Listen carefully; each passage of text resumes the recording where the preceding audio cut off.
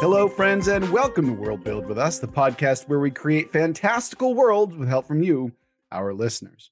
My name is Rob Hilferty, and I'm here with my co-hosts, Daniel Quinn and Courtney Staples.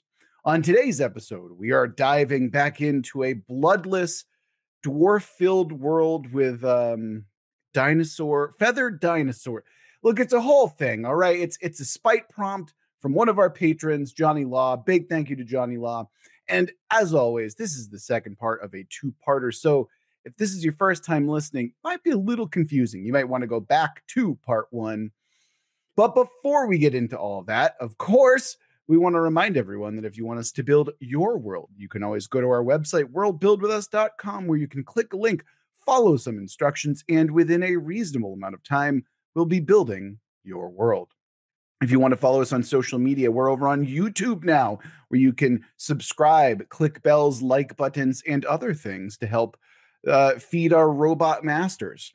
You can also follow us on Twitter at Let's Worldbuild. You can also come and join our Discord and talk to us more directly with the link for that in the description. And if you, like Johnny Law, are feeling particularly generous or just want access to our sweet, sweet patron-only goodies, like Too Hot for Broadcast, the Aphid Lounge, or our patron-only Discord channel, then you can go ahead and join our Patreon, where you can get access to all that sweet stuff for just $5. You get so much value for just $5, especially if you like our voices and content.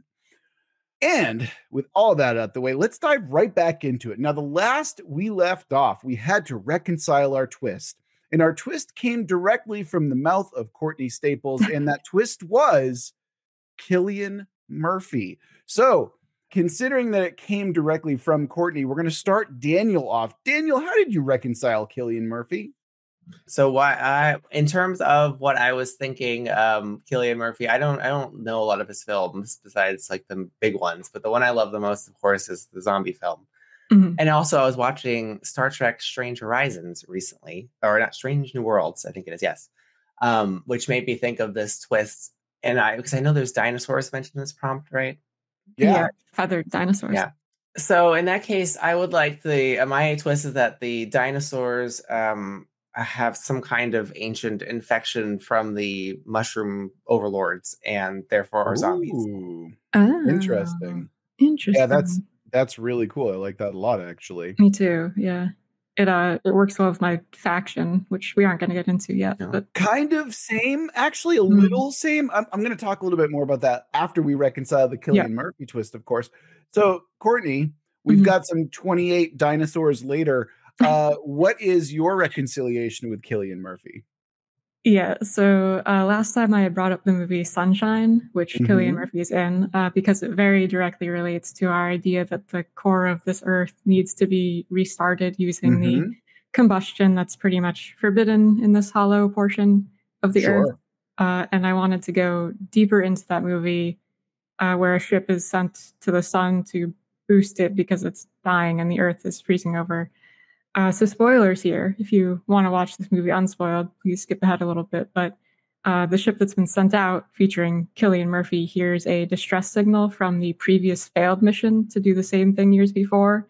And they go and investigate the older ship. And long story short, it turns out that the captain of the ship had more or less succumbed to space madness by way of staring at the sun and thinking it was speaking to him or something. And he somehow is still alive, because somehow, and he goes on a murderous rampage through Cillian Murphy's ship, and it's just not really a good way to end what could have been a really cool ensemble sci-fi movie. But I do think something similar could work in the setting, like a lone explorer or a team from the surface that's been stranded down here for years and has managed to survive, but like they're no longer all there. Mentally, like they've lost their minds a bit. Maybe they've even been exposed to the mushroom spores in a way that like partially connects them to the hive mind. So there's almost like this schizophrenia-esque sense of hearing voices and seeing things that aren't there, and they don't have a way of understanding or communicating back. And I think that would be an interesting encounter for our groups as they go through the Underdark thing, and would speak to the danger that our surface explorers might be in if they get exposed too much to these mushroom spores. That's really cool. Love that a lot. And I would like to make a tangent very briefly to make it known that it is the official opinion of the World Build With Us podcast that if the sun starts to talk to you, you shouldn't listen to it. I want to make it clear that if the sun starts talking to you, don't listen to it. Don't burn your Kickstarter book like that one Kickstarter author did, and don't murder your crew. Straight up, just don't do that. So wait, what was the Kickstarter book? So there was a very successful like book Kickstarter that got kickstarted, and then they fulfilled the order, but rather than actually ship it out, they took their entire like supply and burnt it because the sun told them to. Yeah. Wait, have I heard about this one, or is there another? It's very old. It's like I think it might be like 10 plus years old at this point. I feel like I know what you're talking about. Yeah, and it's pretty sad. So yes, like I said, don't listen to the sun. The sun is not your friend. It is a giant mass of incandescent gas. It is not there to love you. Thank you. Anyway, we're quickly moving on. That's really cool. It actually kind of dovetails nicely with my reconciliation of the twist. I had briefly mentioned the movie Red Eye last time, and boy, that is a very forgettable post 9/11 like thriller movie that takes place on an airplane. But in that movie, Cillian Murphy plays a domestic terrorist who effectively kidnaps or blackmails, kind of both, the hotel manager because they're trying to get a political person moved to a specific area so they can blow him up with a big old javelin missile. It's bad. It's not a good movie, y'all. It's very not good. Even Cillian Murphy was like, oh yeah, my co-star Rachel McAdams was great, but I didn't think I was very good. And frankly, the movie was kind of schlocky. And like he's just straight up like he's like, I didn't add very much nuance to that role. And I'm like, oh wow, okay, appreciate that. But yeah, so I was like, okay, let's add some domestic terrorism to this. By the way, Courtney, I just want to toss this out there. I love this twist. I love that Cillian Murphy is a twist in general. So thank you for that. This was very specifically your twist, and I very much appreciate it. I think it's a lot of fun. So, all right. We've added in some elements here. We've got a domestic terrorist. And what that means, I feel like your character that you kind of brought up with Sunshine tends to, I feel like there's enough overlap there. We can kind of overlap and make it the same thing, right? Where it's not just space madness. It's also like self-directed space. Oh, wait a minute. Hold on. Okay. So do you remember how last time we were talking about the hive mind and they would allow like certain entities to disconnect from the hive mind to explore and whatnot? Maybe this entity in your scenario, Courtney, has been disconnected for too long. And that's what's caused them to go slightly insane or slightly schizophrenic, or at least adjacent to that, and are starting to listen to the center of the earth, as it were, the core, right? And maybe that's where it's coming in, where the isolation has driven them crazy, and the isolation specifically from the hive mind has made them crazy. Oh, interesting. Like this person or group, like they were connected when they first got down there, just from being cut off from the surface, breathing in the spores or whatever. And then like over time they got shut down from that even. So like they've been totally on their own this entire time. Exactly. I see. Yeah. That's interesting. Because I would imagine, right, like when you're part of a hive mind and you grow up in a culture of hive mind and then you're disconnected from it, I would imagine that it is like deeply affecting, right? It is like going to fuck you up pretty bad to be separated from something that you've been connected to your entire life, right? Oh, to clarify, I was saying that like it was a group of explorers from the surface. Come down. Yeah, that's what I was about to ask. Are these people from the outside, right? Unbeknownst to the other surface people, this group, whether they like came down on purpose or just kind of fell down or something. Okay. And wound up down here. And that's when they got like spored over time. Okay. Oh, yeah. So I still think that we can reconcile that, right? Because I still feel like there's enough overlap between those two stories that it fits well. Yeah, or it could even be like my person or group is like not the villain, but maybe another entity from the mushroom group was cut off on purpose because they were not doing great things, and like they've sort of come over to try to lead my person or group, or like manipulating them, you know? Oh, so you're suggesting that, you know, like they think that the sun is talking to them, but it's actually a real like sentient creature, right? It is actually the hermit that I've kind of introduced with the Killian well, not hermit, but I guess like the kind of domestic terrorist that I've introduced. Yeah. I think that kind of makes sense because there's like an anger and a spite towards their former community. And it's like, hey, I just want to see them burn at this, and perhaps literally in some sense, right? Yeah. So we have someone disconnected from the like mushroom network that lives inside this world who has nefarious intentions. We have explorers from the surface who are in this world now, the terrarium, and have been exposed to the mushroom stuff, or perhaps fall under the influence of this disconnected person and have gone mad. And we have dinosaurs, zombies that are affected by the mushrooms in general. So it makes me think perhaps because we know that the mushrooms proper, the ones that live at the center of this all, they're not the same as the people that inhabit the terrarium. Like they're like the progenitors, sort of, right? And we established in the last episode they weren't necessarily bad. They're just kind of like they're not friendly. So I wonder then if this infection situation is the result of your disconnected hive mind person. Oh, and perhaps they are an ancient mushroom person in some way. And so you have three factions then. You have like the people who live there normally, which are still aliens, the outsiders. You have the ancient mushroom people, right, who are probably like tribally protecting whatever's at the core of this. And this disconnected mushroom person who has their own agenda. Yeah. Yeah, and that's kind of a fun thing to. Well, okay, I think the tension that I'm seeing, or potential problem that I'm seeing, is, you know, the initial prompt said that the terrarium was like utopic in a sense that everyone had their needs taken care of, right? Can we reconcile that with the current thing, or do we want to say something like this group that has been disconnected is effectively like internal propaganda? Like it's they are paid actors to be like, hey, we need a villain. You're going to be the villain for a while, so we're going to separate you on purpose. Or do we want to reconcile it in some other way?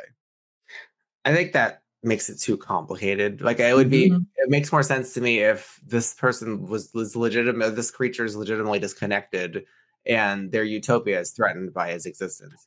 I'm totally cool with that. Yeah, that's I like to ask clarifying questions because I feel like it can lead to interesting, you know, positions, right? Yeah, I feel like because the prompt talks about like conflict still arises out of boredom and happenstance, and like maybe your mushroom guy was just like bored and wanted to start shit for fun, and that's why they eventually cut him off, because it's like, dude, you're just like shit talking way too much. We need to like put a stop to this. You gotta leave. Or maybe they started out being like, I'm gonna go be a rebel, and then like slowly they went from being like, haha, JK, to like, no, I'm seriously going to like try and launch a javelin missile at this this mushroom senator, like like that kind of thing. Yeah. I mean that totally tracks with me. I think that makes it still fit very well. I think all things considered. Yeah, cool. I think now is a good time for us to transition over to our factions. And Daniel started us off. So Courtney, I think it's only fair that Daniel continue to start us off. So Daniel, what was your faction for this particular one? We haven't really talked about the outside world much. In my head, I'm seeing a kind of normal, you know, 1940s sort of exploration world kind of situation, like a Indiana Jones or a I don't know, like that sort of era. So Sir, you're not going to sit there and not mention the 1999 classic starring Brendan Fraser, The Mummy. I just refuse, because that is absolutely that era as well. Sorry, I didn't mean to stop the podcast. Continue. Apologies. Either one. So I'm thinking I would like to introduce a sort of legendary expeditionary faction, but not that's owned by a particular government. I want it to be something that's more of a league that has been around for centuries and centuries, going back far in time, and it's kind of secretive, and they collect specific artifacts are really important things in history to protect like the world itself. Cool. Kind of like in Indiana Jones at the end of oh God, what is it? I'm blanking on the first one. How can I blank on the first one? Raiders of the Lost Ark. Yeah. There we go. Oh my God. Yeah. It's kind of like at the end of Raiders of the Lost Ark where you just like cut to the big warehouse and it pans out. And yeah, exactly. Okay. Exactly. But instead of it being like government sponsored, they're a totally separate entity that's very secretive, but has a lot of power, Right.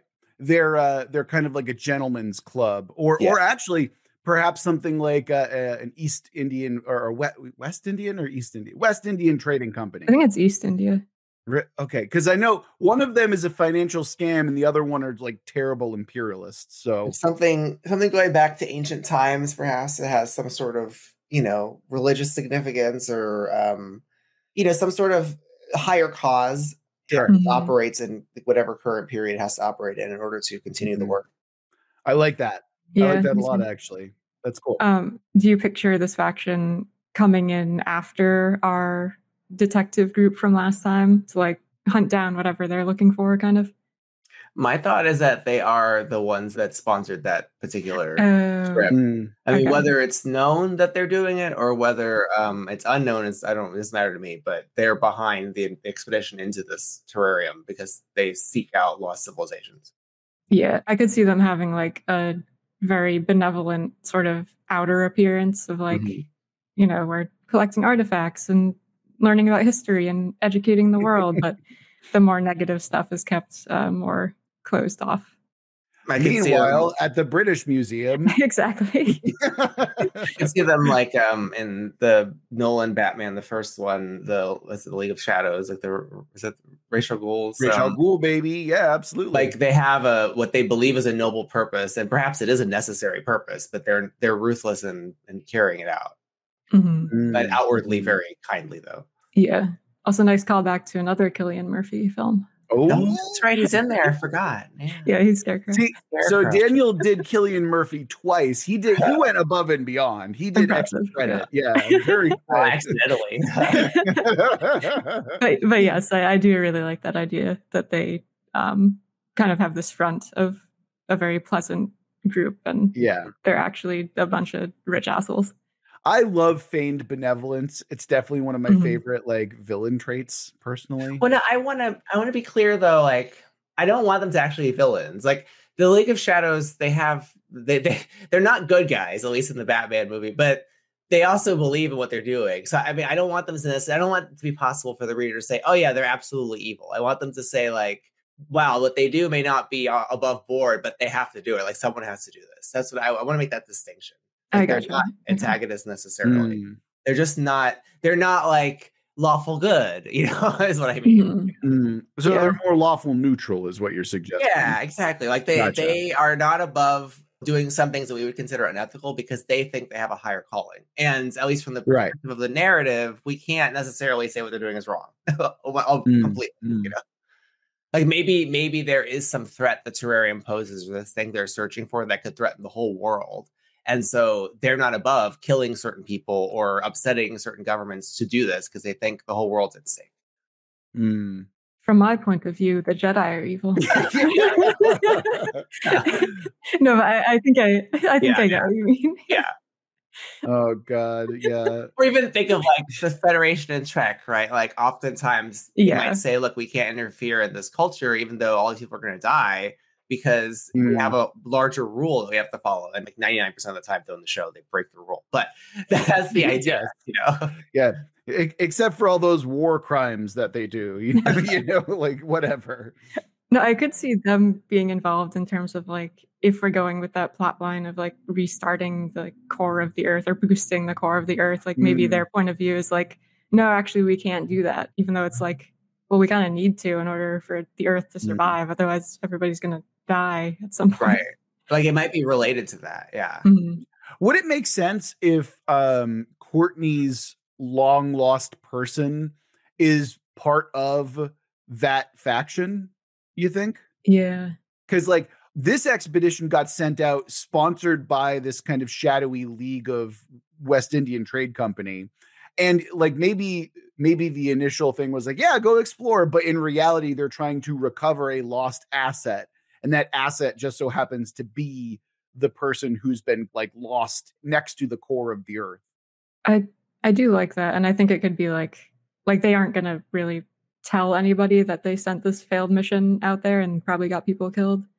So I could see it being like a very secretive thing as well. Ooh. Okay, we can also operate under the assumption that this league that Daniel is kind of incorporating is just assuming that their agent is dead, right? So when they send them out, they're looking for an item. And so like I think that makes a lot of sense, and that could be like a nice little twist in and of itself that it's a person who's still alive. Yeah, I like that. Okay, this is coming together. We're pulling the threads. And we got to pull one more. So, Courtney, what is your faction that you're introducing here? So last time I felt like those feathered dinos from the prompts didn't get enough love.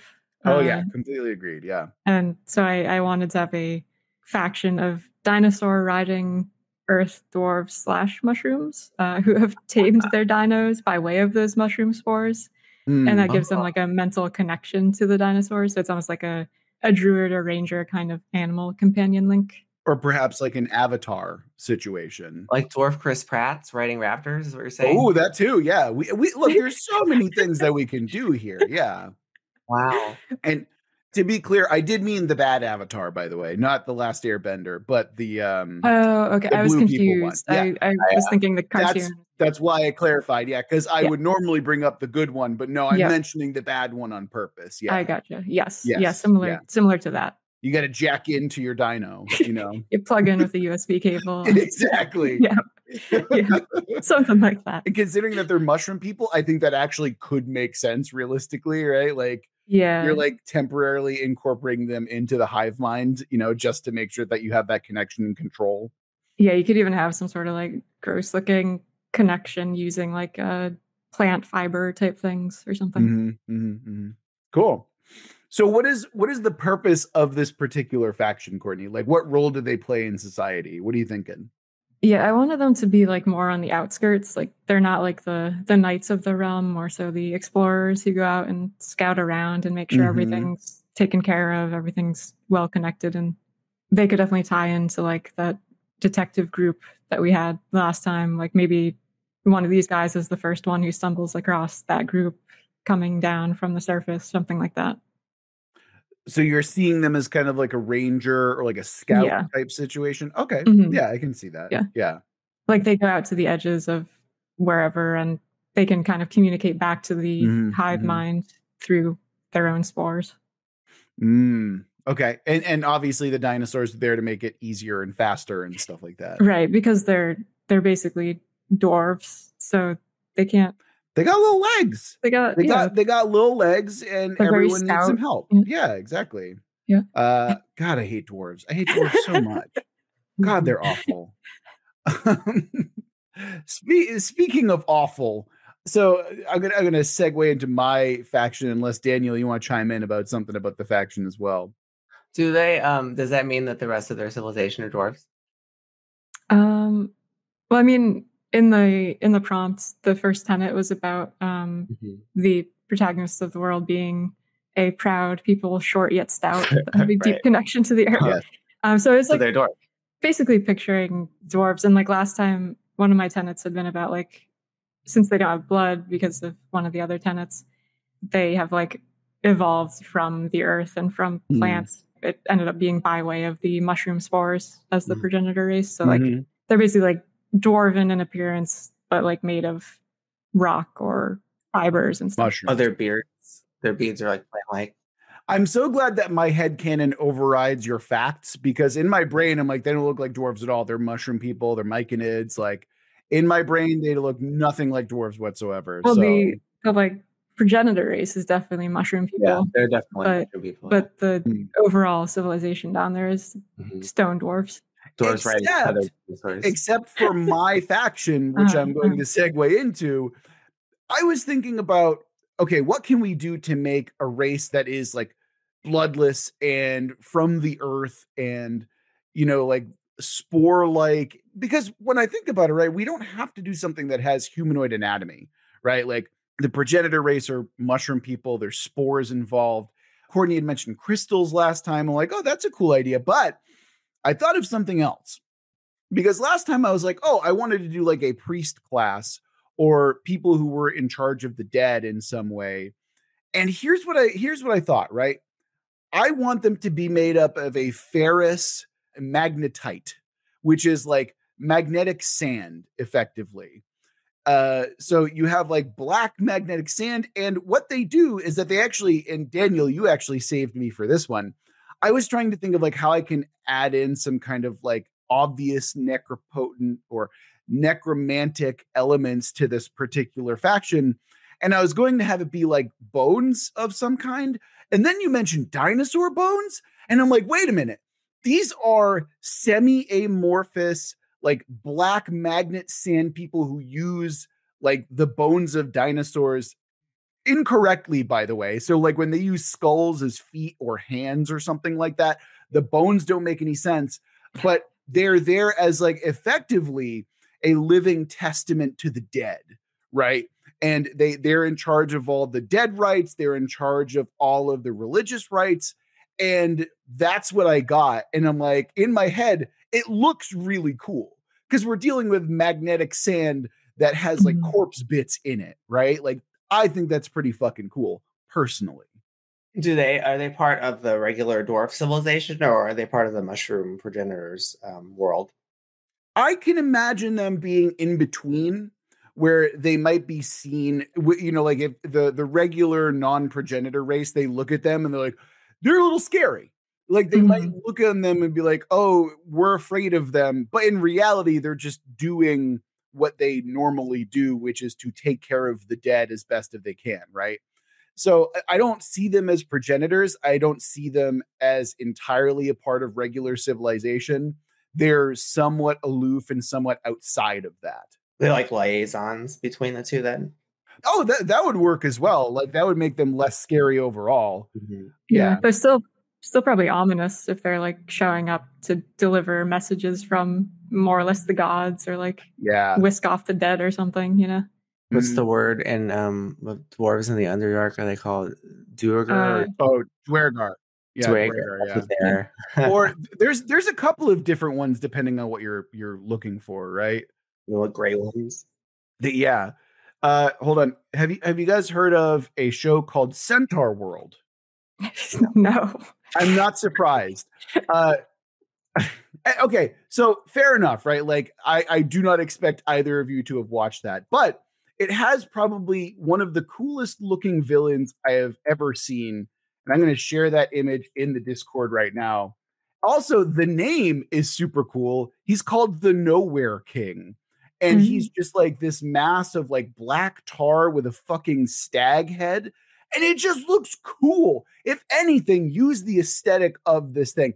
Now, what I want you to think of when we are thinking of the Nowhere King, instead of that being like tar, that's just black magnetic sand. And instead of like a stag's head, just dinosaur parts. Throw in dinosaur parts in there. And then there we go. That's more or less now what I'm thinking.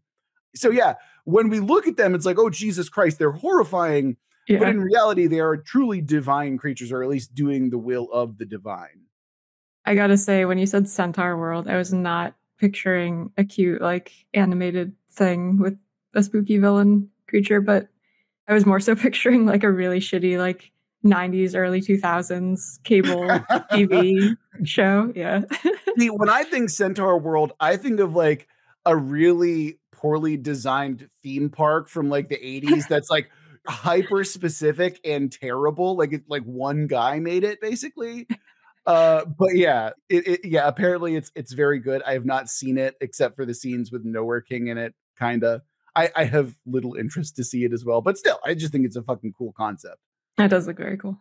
Yeah, it would be interesting if the villain that's disconnected is either commands some of these things or is one.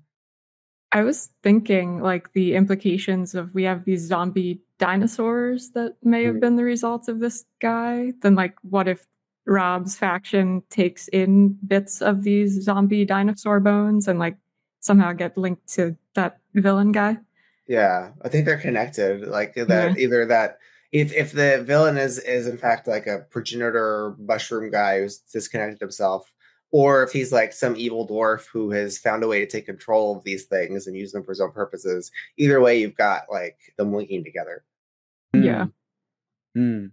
Like obviously not your entire faction, Rob, but I could see like gradually they start to succumb to that influence. Look, I'm cool with the idea that the infection, like if their job is to like kind of shepherd the dead or like clear the skin off of and like kind of process the skin and meat of animals, I'm cool with them trying to do that to like an infected dinosaur and then some of them getting infected as a result. Yeah. I mean, the more I think about it, the more I think it makes more sense for the villain to not, in fact, be a progenitor mushroom, but in fact to be one of the regular people turned bad. Only because I think it preserves some of the mystery of the mushroom progenitors, and it also like gives him or her more human motivation. Like if he was part of a community like these, because you said they're proud, probably communal, dwarf people, right? That all live together. Yeah. Like if it was one who broke away from that and was disconnected and got resentful, now you have this like evil kind of necromantic dwarf who's manipulating these sand cleric ghost thingies. And has raised an army of zombie dinosaurs, and that sounds pretty neat. Yeah, okay. Everything except the word dwarf was really cool about what you just said. So yeah, I whenever I hear dwarves, like I always think Klingons. So it's like I'm picturing small Klingons. If that's what we're thinking, then yeah, I'm down for Klingons. You know how Klingons have like the cool ridge thing? I always picture dwarves as being like stout Klingons.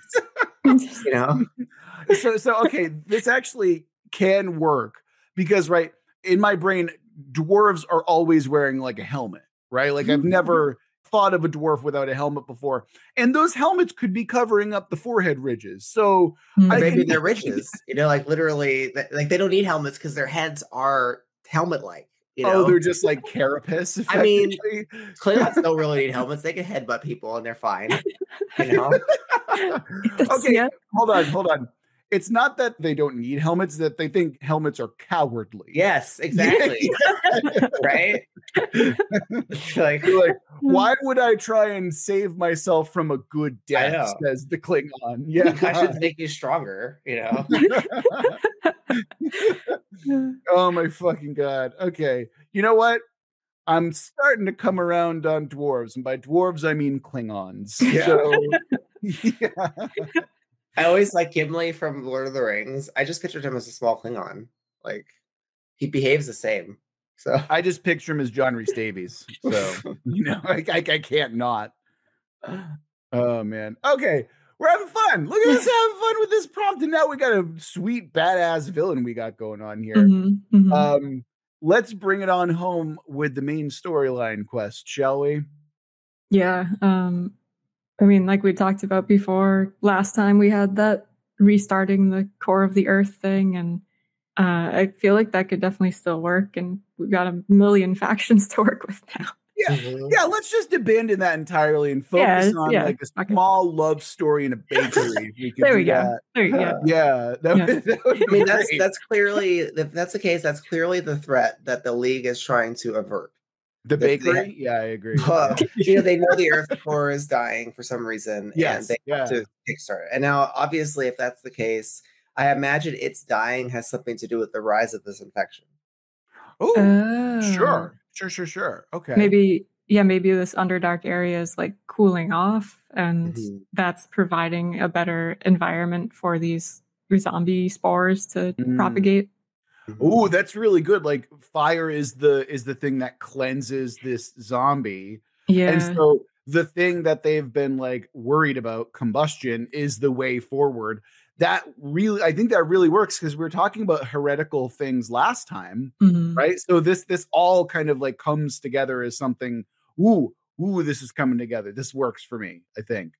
Perhaps because if maybe there's always been this thing, so is there like a sacred fire that the mushroom people maintain, and it's the only fire that's allowed, and that's what has kept this thing at bay for so long, and you're saying it's dying off? Oh, interesting. Like they have some sort of direct connection to the core of the earth, but like only they are allowed to see it and interact with it. Yeah. I don't know where the infection came from, but it seems like it's the thing darkening everything, right? Mm-hmm. Yeah. And I like the idea that there's been like a natural defense mechanism against it. Like, oh, if we're looking at this like the world as an organism, then the mushroom people are effectively the white blood cells. Yeah. And so now there's an infection in the world, and we need to cause a fever in order to burn the infection away. Mm-hmm. I like that. I was also thinking as far as like the origin of the zombification, disease, plague, whatever, like what if it's related to that original expedition down from the surface? Oh yeah, the one where they're looking for the lost asset. Yeah, and like they ended up getting cut off, and they're the ones that have, whether or not they're still survivors, but whoever's still there is like they've kind of gone mad because of the exposure to the spores and everything. I'm down. I like this. Yeah, that would be interesting, because then you would have a fragment of the legendary group that's gone crazy that's still there, and the new group that's part of the existing legendary group, and there'd be a competition between the two of them potentially. I wonder. So, like in the initial expedition where they fucked up, like, and you're suggesting that the infection originates there. Yeah, I don't know, like what exactly would have done it, but like whether it's something they brought down or some way that they interacted with the world. Maybe something they opened up that they shouldn't have. Yes. Yeah. That is always a good one. I mean, I even alluded to it last time where, they dug too greedily and too deep. Yeah. And, they unleashed this thing that was tossed in the center of the world. And, yeah, maybe that's what happened, is that it's like sealed in this kind of like onyx sarcophagus. And normally it's like kept so hot that you can't touch it. And so because the core has been like cooling off, they're finally able to like pry this thing free and open it up. Whereas normally it's like too hot to handle, Well, so then I wonder if, okay, so we have got this tomb that has this bad thing in it. You've got the legendary group coming. I wonder if the dwarf who was feeling resentful, who wanted to separate from society, maybe early in that time, he hadn't done it yet, but he wanted to have their own kind of independence for whatever reason. And perhaps he allows the legendary explorers to come with him to find this thing. And they open it so that he can get whatever powers in there. That corrupts the legendary explorers, and now they're beholden to him. That way, when the new explorers come, the actual protagonists, you've got the initial bad guy who appears to be this separated explorer group that's evil, but really they're working on behalf of this dwarf. I like it. Also, did we just like partially recreate the mummy? Did we? What happened? Oh my god! What's the plot? What's the plot? The Magi. What are they called? The Magi? What are they? Oh my god! Oh, the Magi. Is that? Yeah. It's something similar. Weren't they good though? Yeah, no, that's what I'm saying. Is protecting like, it. We're basically like one step away from like we are literally the mummy at home. Is what. But our guys are actually bad. Like our driven mad guys are actually bad. Yeah. Right. Yeah, that's true. They're not just protecting it. Like, there's no twist where we reveal that they're good guys. It's like, nah, they're just bad. Evil. They're crazy. They're just evil and crazy. And I guess the secret kept by the explorer group is that they kind of contributed to the situation happening. Like if they hadn't been poking around, the dwarf would have never gotten access to this thing. Yeah, I like that. Agreed. Maybe the explorer group, having all this ancient knowledge, they gave the dwarf the knowledge he needs to find the tomb and open it or whatever. Or it was like, maybe it was the dwarf like couldn't be exposed to that level of heat that was holding that thing at bay, whereas people could. Yeah. And maybe even like use fire to like open it in some way. Tools, their technology, basically. Right. Yeah, there you go. Yeah, that totally works. Yeah. So, okay. Can we then figure out what the thing was? Because we keep saying like it's a thing. What is it? And what have the legendary explorers been hoarding? Because that's the thing that we haven't talked about at all, is that like you've said that they're very like jealously hoarding stuff from the beginning of time. What is the stuff that they're hoarding, Daniel? What is it? I want to know. I mean, I didn't say they were hoarding stuff. I think they were collecting things, and it might be that they're collecting things so other people don't fuck with them. So, like, let's say, for example, take something cliche like the Ark of the Covenant, right? Like, it has powers of God in it. Like, you don't want Nazis running around with it. So I imagine, they collect artifacts like that so no one else can fuck with them. And perhaps this object needed to be collected because it poses a threat in some way. Oh, I see. And like rather than just collect it and take it back to the surface, the people opened it down there and unleashed it on the world. I gotcha. Oh, interesting. Yeah. So it's like a Pandora's box of some kind, you know. Mhm. Okay. So does that mean then, if we really want to bring in Raiders of the Lost Ark, does that mean then that the survivor is Indiana Jones and he's gone crazy from the influence of this thing? Evil Indiana Jones. Yeah. I'm into that. Oh, Yeah. that's interesting. We've never had that. That's Yeah. kind of And he's got like a mushroom growing out of his head or something that lets him communicate with the dwarf No, guy. that's why he always has the hat. That's why he never wants Oh to my get from the hat, God. because there's mushrooms underneath. Yes. Oh, Horrible. So Perfect. this is like a fucked up sequel to that movie, and it's like, oh, that's good. Oh, fuck, that's really good. Actually, didn't we have some character that was from Dwarfland that went to the world from the first episode and then came back? Yeah, and yeah, they were guiding the new expedition towards the new one. Yeah, I think they have to be tied in because they'd be a character representing the regular dwarf culture and the dwarf riding dinosaur people. Or the dinosaur riding dwarf people. We need a connection there. So I mean, I don't know why they left, but they had to have left. And then they were the ones who helped the explorer group get back in. You know, and they must have knowledge of what's happening to their civilization. And it seems too, I would also posit that this expedition probably was set up under false pretenses because the League doesn't want anyone to know that they're partly responsible for the situation. Yeah. Maybe it was one of my dinosaur riding dwarf people who came and basically saw what was happening. I want to vomit when you say that. I just a dinosaur girl, like a horse girl, but dinosaur. Oh my god. Oh my god. So yes, this dashing dwarven scout lady arrives on the surface with her feathered dinosaur because they've noticed this thing spreading down there and nobody has any idea what it is. Maybe the mushroom people are kind of closed off and not giving enough info about it. And as sort of a last resort, it's like, shit, we got to do whatever we can. So she ends up on the surface to try to look for help. She shaves her beard. Fit in. I'm sorry, I've completely checked out of this I can't anymore. Maybe the dwarves have different levels of hideousness. So for example, some of the dwarf people are more like halflings and they're cute. Some of them are hardened and Klingon-like, right? So that way our little dwarf girl can be, cute rather than disgusting. Well, she's also made out of crystal or true rock or something. So but we could do one of those Mid-Journey things where she's got crystal embedded in her in an attractive way. She's a hot dwarven lady. Yes. She's a halfling-ish gnome. She's small and what's the word? Lithe. But her grandpa is basically a Klingon. But he's only 4 feet tall, though. Just to be clear, that works. There's a whole diversity of small people. All right, you guys can close out the show. I'm gonna go think about my life choices a little bit. I love it because then she's sneaking around. Where are we going? What city in the modern world in the 40s? Where do you picture a League being from? Some metropolis. Yeah, I mean, do you want to go with London to stick with the British people taking Let's say everything London, over? right? So she's showing up.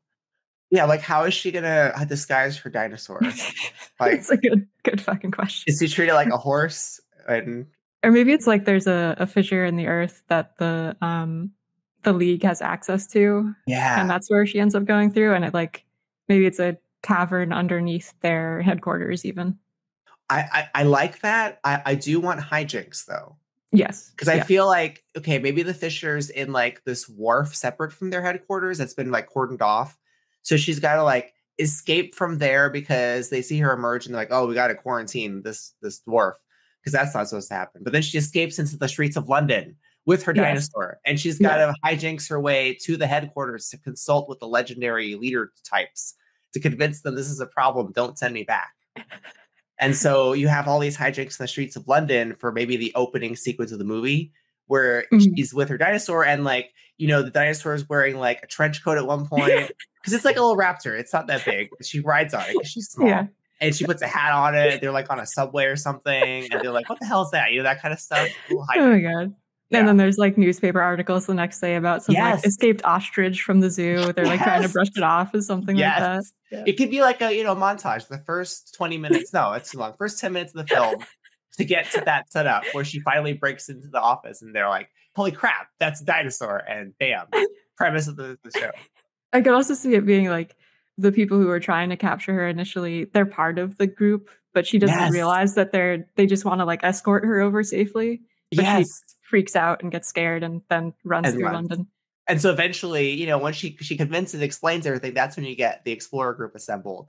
But one of the explorer group members is like this old bastard who knows the whole real scheme of things. He's really crotchety, but he's kind of like their leader-ish. Like the old guy who's like, he gives advice, but he's kind of dick. And he doesn't really tell them the truth until it's really they're in trouble and they're already in the terrarium and they realize the stakes. Maybe he gets killed, and now it's up to the young upstart explorers and the gully dwarf girl and her dinosaur to solve the whole plot with the evil dwarf lord. Don't forget that we also have to have a Columbo in there somewhere, because that was Rob's from last time. Well, obviously he's Columbo, the main detective, the main leader guy in the group, but he doesn't know what the old bastard's saying, right? Okay, he just believes in the mission, Okay, so he's like one step below the old bastard. Yes, I gotcha. Yeah, and he believes in the current mission. He doesn't realize all the sins of the past. Yeah, I like it. I like it. Perfect. It's pretty much the Mummy 4. It's fantastic. Which I'm sure would be better than the Tom Cruise one. Absolutely. Yeah, are we counting that? Okay, so it's the Mummy 3. We're going to Tom Cruise. No, because there were 3 Mummy movies with Brendan Fraser. I never saw the third one. 4, we're going to subtract Tom Cruise from the universe. Yeah, that's fine. So mission accomplished. Did we leave anything out? I think we did it. Yeah, I think we got it. Did we get everything from the prompt itself? Yeah. I think so. Yeah. I mean, and you got options for defeating the bad guy, right? Like, traditionally, you'd throw the evil gray Klingon dwarf that commands the necromantic sand dinosaurs down a hole or something, and he'd explode, right? That's the easy way out. You could have a situation where you make him realize his humanity and his connection to the community, and obviously he can't be fully redeemed, but perhaps he's sacrificed or destroyed in some way that makes him recognize what he's done, which then heals the wound in the earth and reignites everything. It depends on where you want to go with it. Oh, maybe like the heat from the core turns those ones into glass because they're made of sand. Yes. And they become like statues or something. Or they seal off the core with their own bodies, something like that. Yeah, like it'd be a really cinematic moment at the end, just like with the Raiders of the Ark with the souls and stuff, but it's it's like glass dinosaurs. And then there's a zombie dinosaurs. I don't think they're much of a thing. Like they're a peril, right, in the adventure. I don't think they're like main villains though. They're like encounters to kind of delay the group, and also like a hint at what's to come. They're like the first sign of like, wait a second, something's not right with this world. Yeah. And you have a rivalry. Oh, okay, what about this? What about Columbo guy, right? But maybe not Columbo guy because he's too young. I mean, he's old, but he's not as old as old bastard. So maybe the previous expedition guys who have been zombified by the dwarf lord guy, like he had a beef with old bastard leader dude. And so that's where they have some rivalry throughout the adventure, until he dies off. Was old bastard guy on the original expedition, but escaped? Yes, he was. He fucked over his entire group to himself. He's guilty. Yep. So he has to die, giving the group a chance because that's his redemption arc. Yeah. I see. He stays behind to let his group get ahead and then dies as a result. Interesting. Yeah. Or he just gets killed, but they use that as a distraction to get away. Yes. It depends on how much of a bastard you want to make him, right? Yeah. I feel like he's a pretty big bastard. He's pretty big. Yeah, he's pretty shitty. I guess it could play either way, though, depending on the campaign. Or if you use this as a campaign, and if you want it to be like super dark, or if you want like more light redemption type stuff. Rated R, rated PG, whatever you're looking for, Well, that was easy. Well, on that note, since Rob has abandoned the podcast in a fit of anti-Dwarven rage, again, thank you to our patron, Johnny Law, for submitting this spite-filled prompt. We really appreciate it. It was fun, even though somebody here doesn't like dwarves for some reason. I want to remind everybody that if you would like us to build your world, you can go to our website, worldbuildwithus.com, where you can click the send prompt link and follow the instructions. And within a somewhat reasonable amount of time, we'll be building your world. If you'd like to follow us on social media, we're over on Twitter at Let's Worldbuild, but you can also chat with us more directly on our Discord server, and there's a link for that in the description. And we are also on YouTube as well, so feel free to stop by, give us a like, subscribe, follow, all that stuff. Comment if you'd like. That'd be pretty cool too. If you're feeling particularly generous and would like to support us monetarily, you can go to our Patreon at patreon.com/worldbuildwithus or follow the link in the episode description. And if you become a patron, you'll get early access to episodes, 2 hot for broadcast bonus clips, 2 episode world builds for your prompts instead of one-parters, and patron-exclusive episodes on the Aphid Lounge. So if any of that sounds good, or if you'd like to just support us, give us a little tip for all the entertainment that we've provided over the years, be sure to visit our Patreon. And of course, a huge thank you to our patrons for your ongoing support, including Johnny Law. And that will do it for this episode of World Build with Us. Remember that we love you very much, and we'll get through this. Until next week.